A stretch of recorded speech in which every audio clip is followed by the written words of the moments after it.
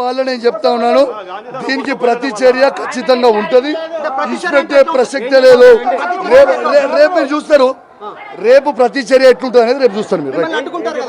చూద్దాం రేపు చూద్దాం.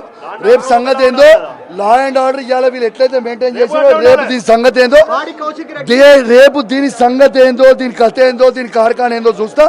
ఖచ్చితంగా తెలంగాణ భవన్ లో ఇప్పుడు వచ్చి ప్రెస్ మీట్ పెడతా, దీని సంగతి ఏందో చూస్తా. ఇచ్చిపెట్టే ప్రసక్తే లేదు. బీఆర్ఎస్ పార్టీ కార్యకర్తలందరినీ నేను కోరుతా ఉన్నాను, ఇవాళ నన్ను హత్య చేసే ప్రయత్నం చేసింది. మీరు కేసీఆర్ గారి అభిమానులు ఉంటే మొత్తము బీఆర్ఎస్ పార్టీ కార్యకర్తలు అందరూ కూడా రేపు 11 గంటలకి మనందరం కూడా గాంధీ ఇంటికి పోవాల్సిన అవసరం ఉన్నది. ఖచ్చితంగా పెద్ద ఎత్తున తరలి రావాలని నేను దయచేసి రిక్వెస్ట్ చేస్తూ ఉన్నాను.